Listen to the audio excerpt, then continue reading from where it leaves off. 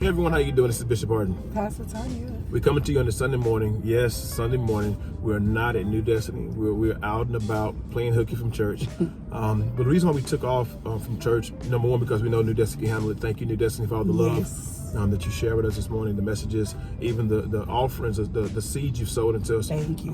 Listen, we pray that your seeds you sowed into us will return back to you, your marriage, your relationship, whatever God has for you in this season. Yes. But listen, while we're here, while we're on here with you, while we, coming to you, interrupting your Well, before evening. you say why, just for that person that's watching that may not know who we are, and this may be your first time ever watching us, this is my boy, my ride or die. We've been together since we were 13 years old. Yep, I was in junior high, she was in high school. Yeah, so we're high school sweethearts, been married for 20 years, so we come to talk about marriage for the next 3 days and tell them why. I'm sorry. Yeah, no. Listen, we want to make sure that we are not selfish. Many of y'all may not understand why we say that. Listen, you don't make 20 years on accident. And God has called us. Bishop Wood, the greatest prophecy he ever gave me was God can trust you. Yes. And the reason I believe he think that he said those words, God can trust me, because he know whatever we go through, we're going to share it. We're not selfish. We don't want to outdo anybody. We want everybody to catch up with us. So we want you to make 20 years. And so it just, in our heart, immediately, both of us will walk around and say, hey, we need to share videos on, how we made it 20 years. So we're not going to bore you with our whole book. We wrote a book about it. Feel free to go to our website, www.ndfcworldchangers.org.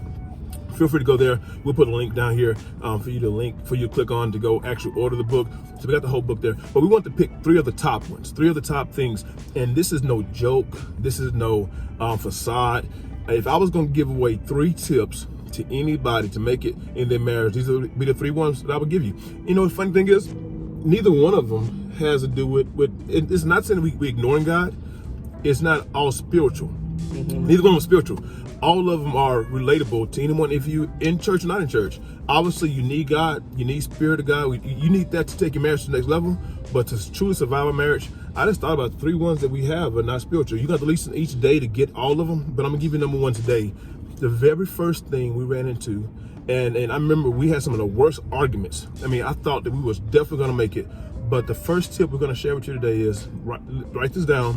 Hey, make sure you grab your spouse. Wait, before he even gets started, grab your spouse. There's going to be some little juicy stuff, because I want to say this before you get started, honey, is that marriage is not easy. No. And what we're about to talk about, and for family members that's watching, hey, we love y'all, but this is one of the key things that most marriages, you're going to have arguments. You're going to have 20 years, a lot of heated fellowship, a lot of not liking you, and one day I like you, one day I don't, but I'm in love with you because I decided to stay. My love deepens for you because I decided to stay. But there's some things that happen, and that's the thing we want to talk about today, is number 1, family. Listen, write this down. Number 1, separate from thy father and thy mother. Many people might say, what that mean? That sounds biblical. That sounds spiritual. But listen, that's true. And it's biblical. Yeah. And listen, it's more than just one way, right? So it's not just, well, you leave your mom and you leave your dad and you leave your mom and your dad and we come together. That's not just one. Even though that is very important. You can't stay in the house with your mom and dad and be happily married. I'm sorry. No, listen, they need their intimacy. You need your intimacy. But we found out between us, it was bigger than that. We had to separate from our father and mother mentally. She had her mom and her dad ways. I had my mom and my dad ways. We had made up in our mind, this is how we was going to have a relationship. We found out really fast that couldn't happen. Listen, I remember when we used to go, and even though we had this mentally, it used to expand and get worse when we got around our family. I never forget, I'm going to say mine first and she come back and attack me. But I never forget riding down. It's like soon as we hit, we could be in Cold Spring, we could be in Cleveland, then go to Cold Spring. But as soon as we get to Point Blank, her whole attitude changed. It's like, we finna go to my territory now. We finna go around my folks now. And I think that she was trying to prove to her family that she ran me. And I was so big and bad, I was gonna prove to her that she didn't run me. And so she used to snap at me and I snapped back. And listen, the way back home was the longest rides ever. Because we knew we were living in Mississippi. Yeah. We knew this ride was going back because, listen, it was long because we both was ticked, we both was mad. I don't know if she knew she was wrong, but I knew I was wrong. And we trying to figure how we gonna correct this childish thing we did. Yeah. So you want to talk about me and tell how I used to mess up? Yeah, we would get from Mississippi and we'll hit Cold Spring, and all of a sudden, I don't know what it was that when we hit the grounds of Cold Spring, when we crossed the line to San Jacinto County, his whole attitude would change. It was just, again, I think it was more trying to prove to our parents who ran who and who was the big boss hog in the house, or they not gonna change me, or he's not gonna change me, and I'm still the same person. I'm still the sister that gonna ride for my sisters, whatever. We were just really making some crazy mistakes. Even about the sister thing. So even we had the emotional thing when we got around family, and then at times she would want to let her sister have money, and I didn't agree with it, or she would even accept money from her father. I didn't agree with it. No. And so we had to come to a conclusion. We saw because I had this thing. Oh Lord, I'm so ashamed to even say it. But I had this thing where, you ain't gonna give me no money? Oh, I call my daddy. But yeah, wow. So listen. So all those things you may be listening to right now, you probably laughing because you do the same thing. You get around your family and you cut up. You just act different. And then he may get around his family and cut up, act the fool. Whoever you are, listen right now. We found out. I can't remember exactly when, but we realized we got to stop this.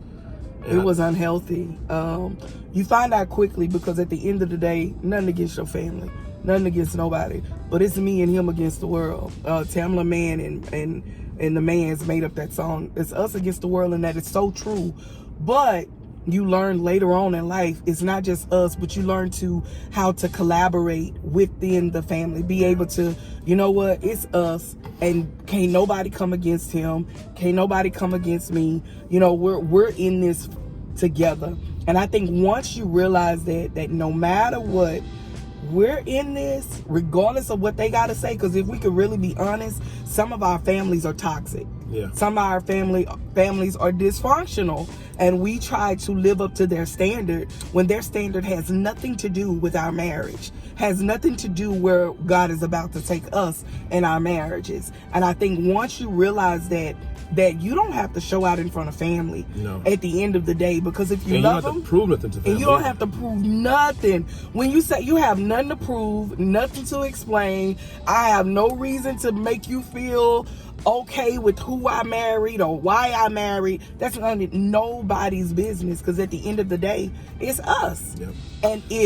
And I had to realize, this is why I realized, I was like, wait a minute, ain't none of these jokers paying no bills for me. Ain't none of these jokers, and I had a good husband, still do have a good husband where, girl, I'm gonna take care of you. You don't have to want for nothing. And then you turn around, and it ain't even about taking care of you financially, but knowing that he has your back at the end of the day.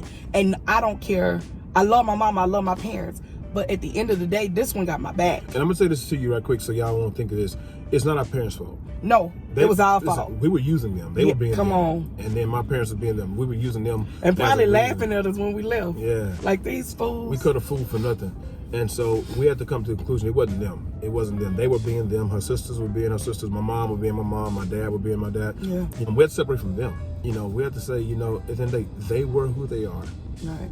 We are now who we are. And we had to learn who we were becoming. And the way you do that, this is what you got to do. You got to take a piece of paper out, after this call over with, individually. This is so important. Your husband got to take a piece of paper out. The wife got to take a piece of paper out and write down what's really important.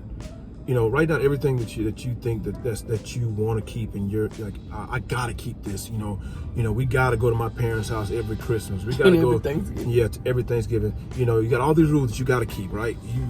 Everything you've been fighting for the last couple of years, couple of months. Write the list down, and then he write it down. Y'all don't share it. You just kind of write your own list down of what's really important to you. And then once you get to writing the list down, now actually circle what's drop dead important. Right. I can't live without this. I know I said in the beginning that we got to go to my parents' house every Thanksgiving, every Christmas, every holiday. And he's like, give me one. Just give me one. Now ask yourself, which one is the most important? Right. Will family talk about you because you don't come? Yeah. Yeah, of course. She didn't got that dude and ran her life, or that or girl vice changed versa, his life. he didn't ran whatever. You ain't got to go to bed with them. Exactly. You ain't got to sit around the courthouse with them. So write this list down.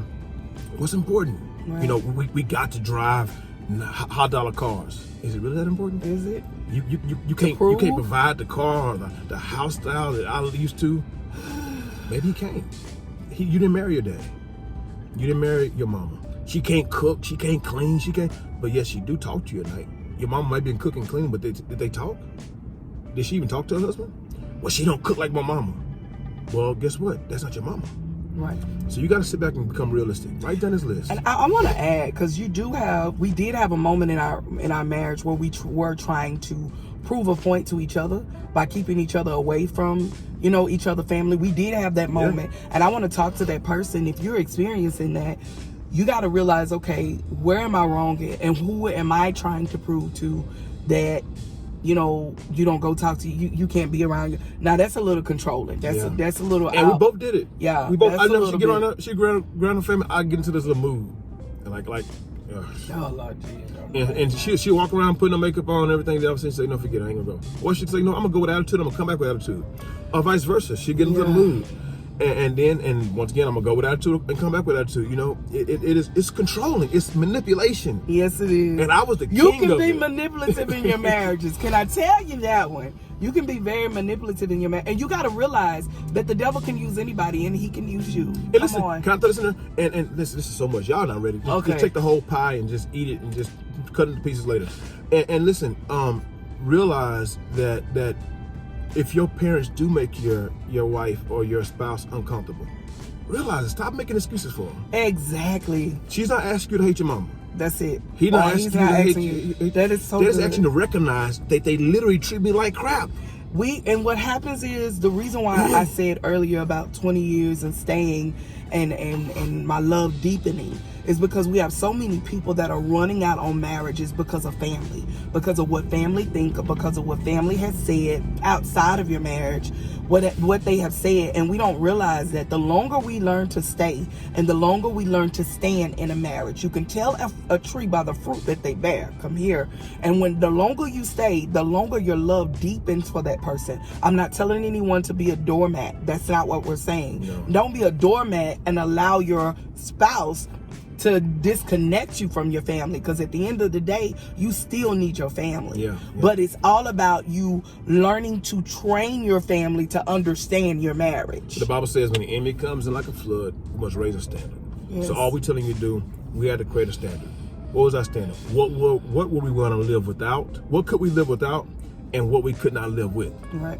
You have to write that down. You got to make a list of everything you can live without. But also, you got to write the things that what you will live without, what I won't live with, and what I will live without. Right. I won't live with your mama cussing me out and you being okay with it. Listen, but I can live without having, maybe a mansion and 2 luxurious cars, because we don't have that kind of money.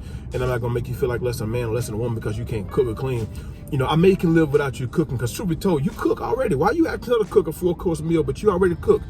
She's maybe the cleaner. I had to realize that some things my wife gonna do, I'm not gonna do. And things I'm not gonna do, she gonna do. Value what you have and stop trying to make her what you want her to be, and vice versa. Right. Value what you have and stop trying to make him what you want her to be. But also have that standard. I'm sorry, but I love you. But we have to be okay. We make a joke right now, and mama, don't judge us. Daddy, don't judge us. We'd be okay with talking about each other parents. Like, I don't like that. I don't like Tulu sometimes. And I don't like Sharon. I don't like his daddy sometimes. And it's okay. And listen, I ain't gonna say that. We've grown to love each other now. Because we didn't always see that before. We've grown to love each other's parents now. But back in days, sometimes I didn't like Tulu. I didn't like how she did things, and I grew to love that, because guess what? I married you. Right. But if we're not safe to each other, and I'm mentioning my mom right now, we're not playing this. Clyde and Brenda and Tulu, we love y'all. We've grown to love you. I think y'all know that now. We ain't got to explain that. Exactly. But back then, we didn't. And listen, she had to be okay to be able to come home and say, your mama made me feel some kind of way. Your daddy made me feel some kind of way. Your sister, my sister, bless her soul, used to make my wife feel this big sometimes. I love her though. But listen, we got to hurt to make people tell people. Right. You got to be able to come home and say, and be safe about it, and be respectful though. Don't come back home and start dogging his mama like she ain't nothing. Right. But be able to be honest and say, babe, your mom made me feel really uncomfortable. Right. And you got to be willing to say, babe, I'm sorry. Even though you're mama's boy, you got to realize. And you got to be willing to defend him. Yes. Not defend your family. And ask her first, baby, do you want me to say something to her? No. I won't say nothing to her. But when she do say, yeah, baby, I think it's time for you to say something. Don't say nothing until she say something, because now you can create. Or vice versa. I need to say something. Yeah. And I want to make sure it's okay, because this is your parent. So it's time for me to. You gotta learn. You as a couple, we had to learn. By the way, this is good. Yeah. We sharing y'all. This is valuable information. If you want to talk about us and judge us later, talk about us. But listen, this is real. This is real. That's all I can say. Family, baby, family can will mess your entire marriage up, and you leave the Thanksgiving, the family reunion, the Christmas dinner, and you're all upset with each other when everybody else, and especially if, somebody's still mad today for 2 days ago. Oh, bless. What happened at Christmas dinner? Somebody's still mad right now. Probably so, but hopefully we could help them. But listen, how about this? Is that you leave there and you didn't just told your husband, because this is where I messed up a lot at. Oh God, I done messed up. Where I done told my husband off, and you don't realize that you just told him off in front of your family, and then he come back at you and tell you off. Your family's still stuck on the fact that y'all just told each other off, and this joker just talked to my daughter, or this girl just talked to my son like that, and they still got an issue when y'all done left and made up and made love, and it's over with, and now you come back for Christmas after the Thanksgiving dinner, and they still mad about the last argument, and they looking at her or him upside the head. I go further to say this here: don't ever tell mama and daddy your business about nothing that y'all argue about unless you done. Oh, say that. Unless you done. Unless you know you done and you ain't going back. Don't tell nobody in your family what done went on in your marriage. If he done something, you better find an accountability partner that you can talk to that has a healthy marriage that can pour into your marriage. Find the fruit of their marriage and see, can you pour into my marriage? Cause listen, you don't need to talk to somebody. Don't do that. There's some mamas and daddies that's still mad at y'all immature part of your marriage, and they can't respect your mature part because you got them involved too soon. Bishop! They still look at him because what he was growing out of, and they can't appreciate what he's grown to, or vice versa. They still look at her for what she was growing out of. They didn't need to know what y'all was still going through. They don't need to know that she still texts her boyfriend sometimes. But truth be told, because you didn't tell them that you don't talk to her no more. Come on. I'm gonna say it again. Don't ever share with your parents what your spouse done to you, unless you done. Now unless you know you done. And now they all can get mad. Y'all can get mad together. You can all look at them crazy together. And can I come and share with you if you done that? Okay, no Fix problem. God, you love on your husband. Don't even go tell them. But if it happens again, keep it to yourself until you make the decision and you know that divorce is your option. And if you've done that, yeah, you don't have to go back to them. But when they start speaking up against your husband, you tell them, like, look, I made a mistake, y'all, and put y'all in my business. But starting today, don't put your mouth against my husband no more. Come in scripture in the Bible where they covered up Noah. Noah, they covered when Noah they up. covered up his neck, you better cover him up. We're not telling you to ignore it, but find somebody who y'all together can trust. Listen, this is way longer than we wanted to be. Okay, yeah. But it's some things is necessary. We shared a whole lot of information. Make a list of things that you can't live without. Make a list of everything you want. Be selfish with the list immediately, but then start making a list of, okay, what can I actually really, really important to me. Mm-hmm. What's really important to me? Like, I need to go around my family at least once a year. I need to I need to at least know that we can pay the bills. We may not have to have all of the money in the world. We may have to drive luxury things, but I don't want the lights to be off. I don't want the water to be off. Really choose what's really important that you can't live without. That's a deal breaker. Yeah. Not just because you're spoiled. Pick your deal breakers. Listen, I know I said all this stuff in the beginning that I had to have because I was trying to make you be my family and be the way we was, but I realized you, I'm me, but these are my deal breakers. Yeah. And then say things I can't live without, and then make a list of things you can't live with. I'm sorry, I can't live with your mama talking to me crazy every time we go around her. Right. I can't live walking on eggshells because you don't let me say nothing about your parents or your daddy, or I can't live with you not cooking at all and not cleaning at all, not taking care of yourself. Make a list of what you can't live without. Yeah. And make a list of what you can't live with. And I promise you, if y'all come together with those two lists, y'all talk about them, y'all work through them. It's not gonna be overnight. Tomorrow he's not gonna get better. Tomorrow she's not gonna get better. But now y'all made a safe zone to come bring it up and say, look, we said we was gonna do this. I really need you to work on this. And you're gonna see a slow, gradual change, and accept slow, gradual changes. And I would say lastly, cover and protect. Yes. I don't care how wrong he is. I'm going to protect him until we get in the car with each other. And we're going to talk about it, and we're going to fix it, and we're going to grow, and we're going to grow together, but not grow in front of people. No, you understand me? No. Cover your Fake spouse. It till you make it. Cover your spouse. Cover your spouse. If you don't do anything else, cover your spouse when it comes to your family. Yeah. He come first. Yeah. Your spouse come first before your family. Until tomorrow. Tomorrow, set your alarm, set your clock. 8 p.m. Central Standard Time, right here on YouTube and Facebook. Yes. We're going to be dropping another video, part 2 to this. Share, like. Don't listen, we're not selfish. We share it with you. So you Share don't with be somebody selfish. else. Share with somebody else. And this is lead up to something bigger. So watch every day. Third day, we got something bigger to share with you. We are being unselfish in the rest of this year. We've been unselfish because God said He gave it to us, so we're going to give it to you. But I pray you take it. The Bible says you can, not about the Bible. Somebody say that you can take water, you can take water to the heart. You can take water to the horse, but you can't make the horse drink. Well, we got the water here. Do you want to drink? Every marriage can make it. Yes, it can. Marriage matters. Marriage matters.